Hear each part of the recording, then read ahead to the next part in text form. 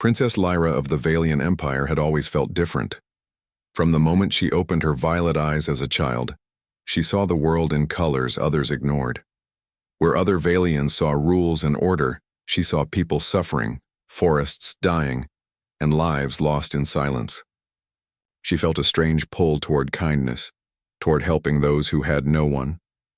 Her father, Emperor Thaler, a cold and feared ruler, could never understand her.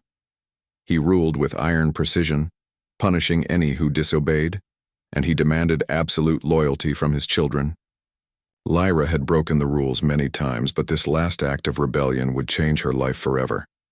Deep in the mining colonies of a distant planet under Valian control, she discovered workers trapped in dangerous conditions. They were exploited, starved, and forced to toil without hope. Lyra's heart ached.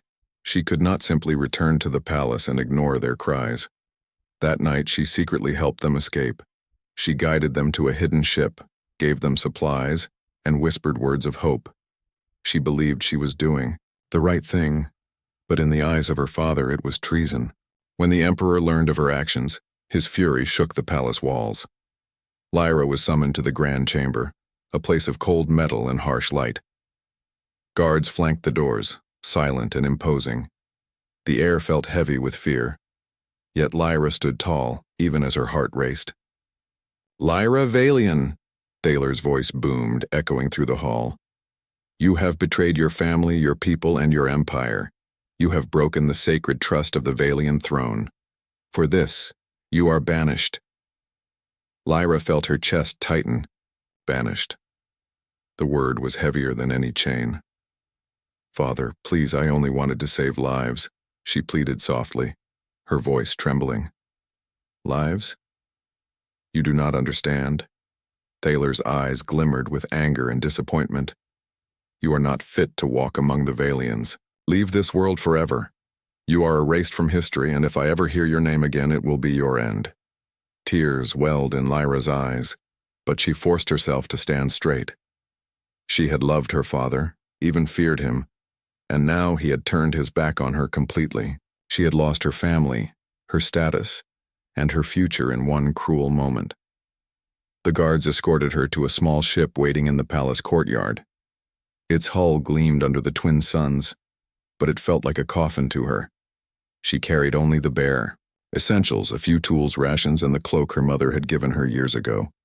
The engines roared to life, carrying her far away from the only home she had ever known. When she landed on Ardennis, a planet covered in thick forests and wild beauty, Lyra felt a strange mix of fear and relief. The air was clean and filled with the scent of pine and wet earth. Sunlight filtered through the dense canopy, painting golden patterns on the ground. She was free, yes, but she was alone, completely alone. The weight of exile pressed on her heart, heavier than any sword or chain. For days she wandered the woods, learning to survive. She built a small shelter from fallen branches, drank from sparkling streams, and hunted tiny creatures for food. Every night she gazed at the alien stars and remembered her home, the palace, the throne, her father's gaze. They haunted her dreams. Yet in the quiet of the forest she also felt something new, a strange hope that maybe, just maybe, she could live here, far from the cruelty of her people. Lyra had been banished, yes, but she was still alive. And survival, she realized, was the first step toward freedom. Life in the Ardennis forest had grown familiar to Lyra. She had learned to read the wind, listen to the whispers of the trees, and sense danger long before it arrived. Every day was a challenge, but she felt alive. The loneliness, however, was constant. Nights were the hardest. She would sit by her small fire, staring into the flickering flames, wishing for someone, anyone, to share the quiet with her. Then, one morning, that wish was answered in the most unexpected way. Lyra was gathering edible roots near a stream when she heard a sound, a soft, uneven rhythm that didn't belong to the forest. She froze, her violet eyes scanning the shadows. Someone was walking carefully through the underbrush, humming quietly, their steps gentle on the forest floor. Peering from behind a cluster of ferns, Lyra saw him, a human. He was tall, with messy, brown hair and simple clothing that looked worn but practical. His eyes, warm brown and curious, moved constantly, observing the forest with fascination rather than fear. Something about him was different. Unlike the Valians she had known, he did not radiate authority or menace. He seemed ordinary, yet strangely brave for stepping into such a wild, unknown place alone. Lyra's first instinct was to hide. Humans were unpredictable.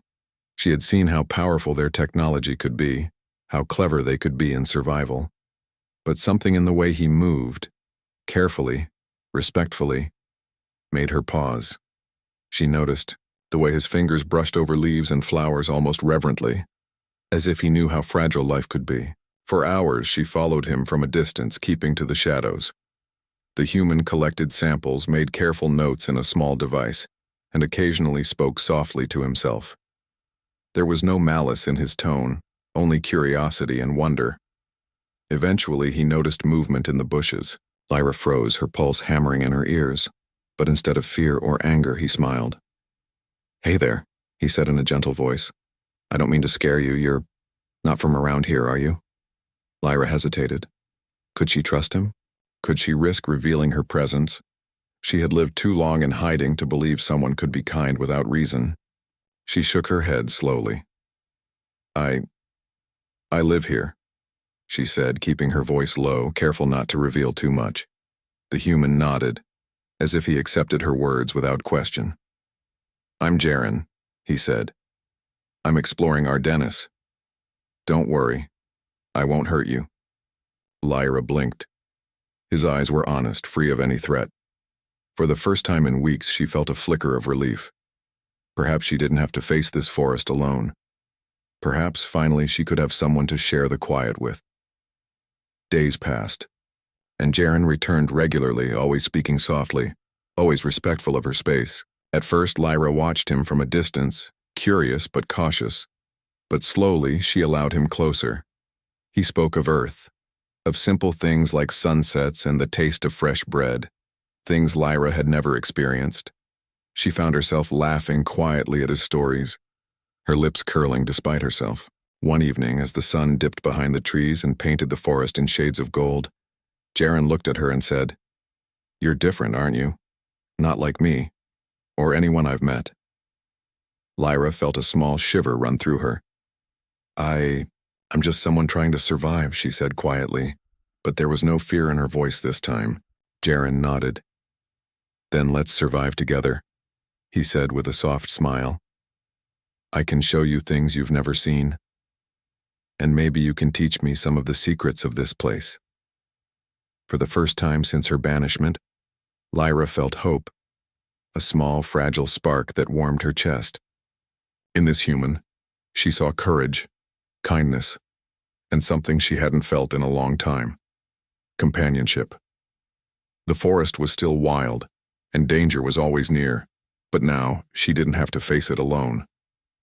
The stars above Ardennis blinked silently through the canopy, and Lyra whispered to herself, "Maybe this is the start of something new." Days turned into weeks, and Lyra found herself thinking about Jaren more than she had expected. At first, she had only watched him from the shadows, curious and cautious. But now she moved through the forest, knowing he would be nearby. His presence had a calming effect, like a steady flame in the cold wilderness. He was human, yes, but there was something about him that made her feel safe, even in a forest that could be cruel and dangerous. Jaren, for his part, never pushed Lyra. He respected her space and her silence, yet he shared his world openly. He spoke of Earth, of oceans stretching farther than she could imagine, and of simple joys like warm sunlight on skin or the taste of fresh fruit. Lyra had never known such small pleasures in her life. Valian royalty focused on duty, on control, on power. Yet here was a human, content with little, finding wonder in the ordinary. It was infectious. One evening, as the forest glowed with the last amber of sunlight, Lyra and Jaren sat beside a stream. He handed her a piece of bread he had baked over their small fire. "Try this," he said with a grin. "It's simple, but it's good."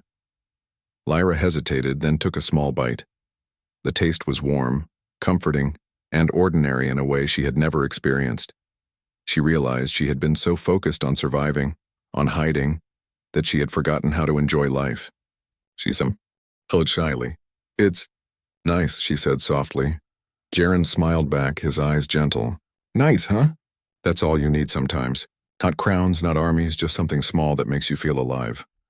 Lyra looked at him, and for the first time she felt a desire to share more than just survival. "I'm different," she said quietly. "I've never really fit anywhere. My world, it's cruel. I had to leave it behind." Jaren nodded, listening intently. "I can see that. And it doesn't matter where you come from. You're here now, and that's what matters." His words, so simple, struck her deeply. She had spent her life surrounded by people who demanded obedience and feared weakness. No one had ever told her that her existence itself mattered. A strange warmth filled her chest. Over the next few days, Lyra began teaching Jaren about the forest, the edible plants, the hidden paths, the silent ways to move without being heard. In turn, he showed her how to make small tools, how to trap game without violence, and even how to set signals in case danger came. Together, they learned from each other, their trust growing with every shared moment. One afternoon, as they rested in a clearing after a long day, Jaren looked at her seriously. "You don't have to be alone anymore," he said. "Whatever comes, I'll be here. You can trust me." Lyra's violet eyes shimmered with emotion. She wanted to believe him, wanted to let go of the fear that had defined her life since exile. Slowly, she reached out and took his hand. The touch was tentative at first, but it was enough to anchor her, to let her know she wasn't facing the wilderness alone. For the first time in months, she allowed herself to hope. Perhaps the forest, once a place of isolation and survival, could also be a place of friendship, of care, of human warmth. Perhaps she could heal, even if she never returned to her world. That night, as the stars peeked through the canopy, Lyra lay in her shelter, thinking of Jaren. She realized that trust was fragile yet powerful, and in this strange human in this quiet forest, she had found something she never thought she would: a companion, a friend, someone who saw her not as a princess or an exile, but simply as Lyra. The forest was still wild, the danger still present, but for the first time, fear no longer ruled her heart. With Jaren, she felt alive, and that feeling was more precious than anything she had ever known. Lyra had begun to feel at home in the forest, but the peace was fragile. She knew the Valian Empire did not forget. Exile was not meant to protect her, it was meant to erase her. And yet she had allowed herself to believe that she could live unnoticed, far from the Empire's reach. That belief shattered one quiet morning. The birds fell silent and the wind shifted. Lyra sensed it before she saw it. A movement in the shadows, a presence that did not belong. Her violet eyes scanned the trees, heart tightening. Humans were clever, but even she knew that she could not outrun Valian patrols if they had tracked her here. Jaren, who had been collecting firewood nearby, noticed her tension immediately. "Lyra, what is it?" he asked, concern in his voice. "They're here," she whispered, her voice trembling despite her efforts to stay calm. "Valian scouts. They found me." Jaren's eyes narrowed, but he did not panic. Instead, he stepped closer to her, placing a steady hand on her shoulder. "Then we face them together," he said simply. "I won't let them take you." Lyra's chest tightened. She had learned to fight, to survive, but she had never expected anyone to stand between her and the Empire. Her heart ached, not from fear, but from the realization that someone, a human, truly cared for her. The scouts emerged from the trees, their sleek armor glinting in the dappled sunlight. Lyra recognized them instantly, Valian soldiers, efficient and ruthless. Their weapons were aimed directly at her. "You cannot hide forever, princess," their leader called out in a cold, mechanical tone. "Return with us or face the consequences." Lyra's instinct was to run, but Jaren held her hand firmly. "Not today," he said. "We can do this. Trust me." The scouts laughed, underestimating the human. They had never fought alongside one before, never seen what humans could do when cornered. Jaren, however, had no weapon heavier than a wooden staff and his wits. Using the forest to their advantage, he led the scouts into traps he had secretly prepared over the weeks. Tripwires, pitfalls, and clever diversions bought them precious time. Lyra, though unarmed, contributed too. She used her knowledge of the forest, the hidden paths, the camouflaged thickets, to mislead the Valians. guiding them into dead ends and dense brambles. Together, they became a force neither expected. Hours passed in a tense dance of strategy and survival. Lyra's heart pounded, her breath ragged, but alongside Jaren, she felt unstoppable. She realized something profound. Humans were not weak. They adapted, they learned, and they fought with a courage that came from hope and loyalty, not fear or duty. Finally, the patrol, frustrated and defeated by their unexpected resistance, withdrew. Lyra sank to the ground, exhausted, trembling from adrenaline. Jaren knelt beside her, brushing leaves from her cloak.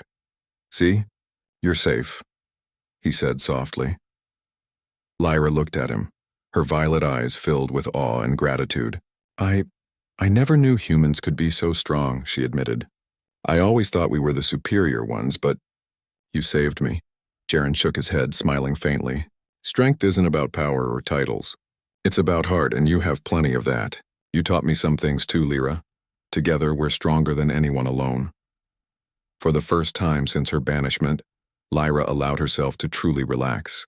She had faced the Empire's shadow and survived, not alone, but with someone she trusted. In Jaren's courage, she found a reflection of her own, and in that reflection, she began to understand something she had never felt in the palace: hope. As the forest slowly returned to its gentle rhythm, Lyra realized that exile had given her something she never expected. She had lost her kingdom, but she had found a companion, and in that perhaps lay a new kind of power. The sun dipped behind the trees, casting long shadows that would not frighten her anymore. Together, she and Jaren would face whatever came next. The days after the scouts' retreat were quiet, but Lyra knew the danger had not disappeared. She and Jaren stayed vigilant, moving cautiously through the forest, but for the first time, Lyra felt a deeper connection with someone she could trust completely. She had survived exile alone for so long, but now she realized that trust, real trust, was a rare gift. One evening, as they rested beside a hidden stream, Lyra decided it was time to reveal the truth. She had kept her past hidden, even from Jaren, because the Valian's reach was long and revealing she was a princess could put him in danger. But the bond between them had grown too strong for secrets to remain. "Jaren," she began, her voice trembling slightly, "there's something I need to tell you." He looked at her, waiting patiently. "Whatever it is, Lyra, you can tell me." She took a deep breath, her violet eyes meeting his warm brown ones. "I'm not just someone surviving here. I'm a Valian princess. My father, he banished me. He wanted to erase me from our world, from history. I've been hiding because if they find me, they will take me back, or worse." Jaren remained silent for a moment, letting her words sink in. Then he reached out, taking her hands in his. "Lyra, a princess? You're telling me this now after everything we've shared? That doesn't change anything. You're still you. You're still Lyra, and that's the person I care about." Tears welled in Lyra's eyes. No one had ever said something like that to her. In the palace, she had been valued only for her title, her duty, or her obedience. Here in the forest with this human, she was valued for who she truly was. The realization filled her chest with warmth and a fragile, thrilling hope. You're not afraid?" she asked, her voice barely a whisper. "Not because I'm royalty or because my father could come after us?" Jaren shook his head. "I've seen courage in many forms, Lyra. And you, your heart, your mind, your bravery, those matter more than titles or crowns. I'm not afraid because I believe in you, and I'll stand by you no matter what comes." Lyra let herself breathe for the first time in weeks. The weight of her past, the shame and fear of Shell began to lift. Here was someone who accepted her fully, someone who trusted her and gave her strength. She realized that survival alone had never been enough. What she needed was connection, companionship, and hope. Over the next days, Lyra and Jaren worked together more closely than ever.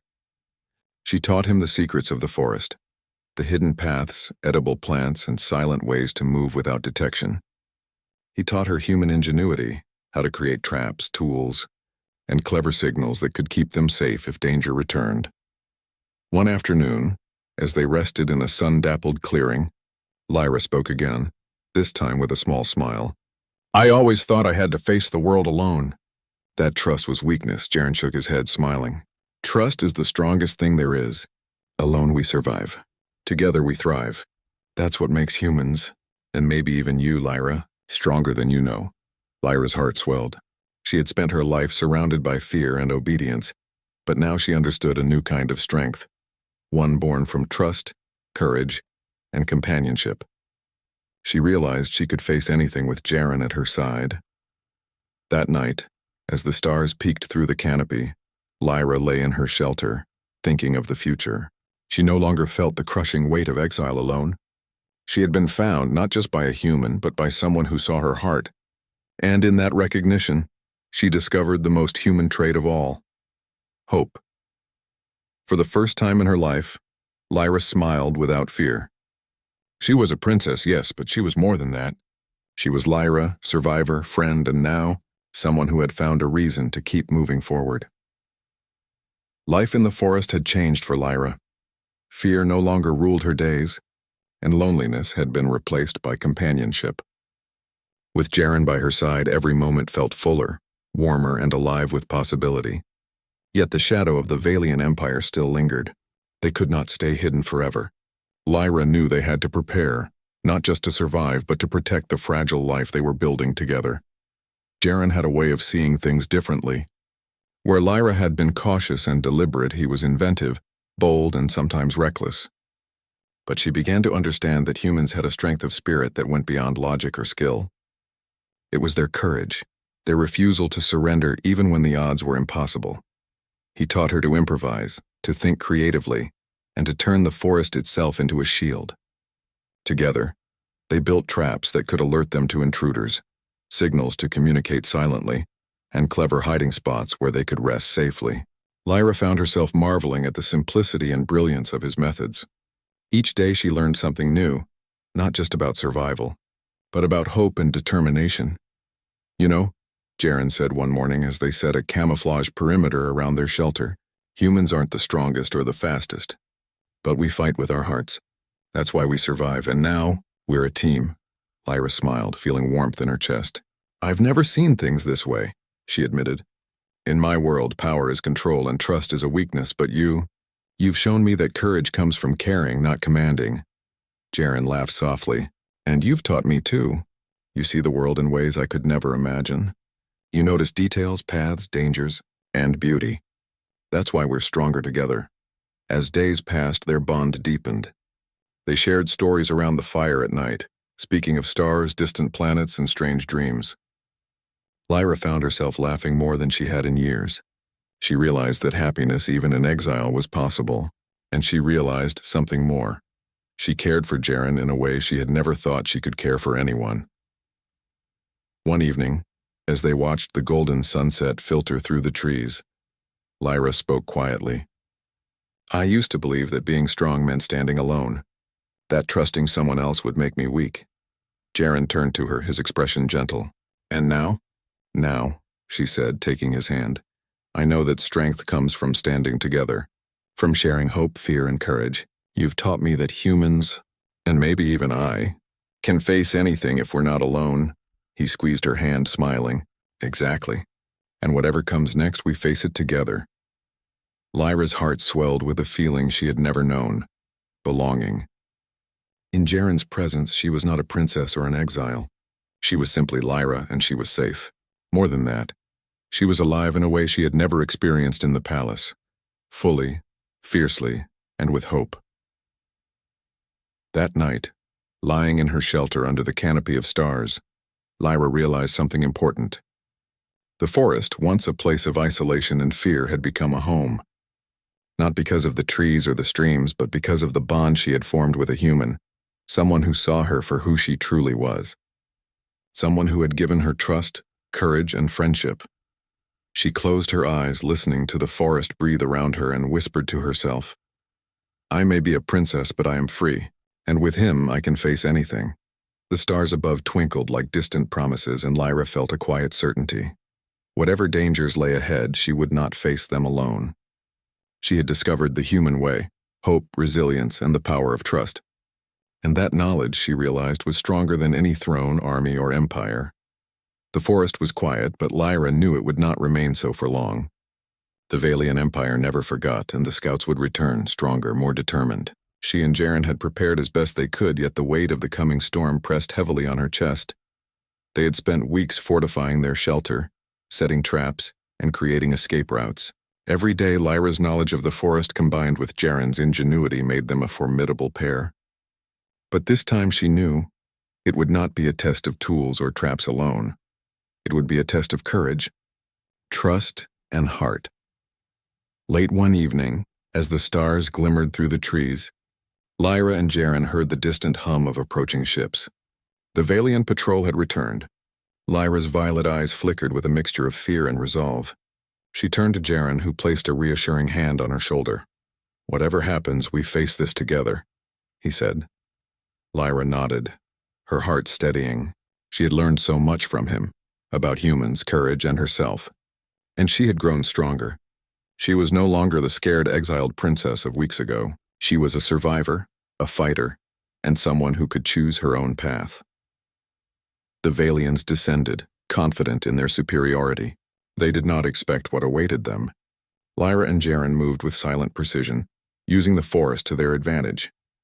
Traps, misdirections, and clever strategies slowed the patrol, and soon the Valians found themselves disoriented, frustrated, and vulnerable. Lyra felt a surge of exhilaration. She realized that true strength was not in titles or armies. It was in knowledge, courage, and the willingness to fight for those you care about. Humans, she thought, were remarkable. Their resilience, their creativity, their determination. It was something the Valians could never understand. Finally, after a tense and exhausting confrontation, the Valian patrol was forced to retreat. Lyra and Jaren stood side by side, breathing heavily but unbroken. The forest seemed to exhale with them, its quiet beauty surrounding their victory. Lyra turned to Jaren, emotions overwhelming her. "We did it," she whispered, tears in her eyes. "We survived." Jaren smiled, brushing a lock of hair from her face. "No, Lyra, you did it. You've always been stronger than you realized. I just helped you see it." In that moment, Lyra understood something profound. She had been banished, yes, but exile had led her to freedom, not just from her father's control, but from the fear and limitations that had bound her heart. She had discovered her true self, and in Jaren, she had found trust, friendship, and perhaps even love. She faced a choice: return to the Valian Empire and reclaim her throne, or remain free in the forest with Jaren, building a life defined not by duty or fear, but by choice, courage, and hope. Lyra looked at the stars, then at the forest around her, and finally at Jaren. "I choose freedom," she said softly, her voice steady. "I choose a life where I can be myself, where I can face the future with someone I trust." Jaren took her hand, his smile gentle and warm. "Then we walk forward together," he said. Together they stepped into the forest, leaving the fear and control of the Empire behind. Lyra's past as a princess mattered little now. She had been found not just by a human but by courage, hope, and the realization that strength comes from heart, trust, and resilience. The stars above shimmered like distant promises, and for the first time Lyra smiled without fear. She was free, alive, and ready for whatever the universe might throw at her. The Valian Empire could try to claim her name or her title, but it could never take her spirit, her courage, or the bond she had found with humanity. Exiled, hunted, and lost once, Lyra had discovered what it truly meant to be alive, and that, she realized, was worth more than any crown.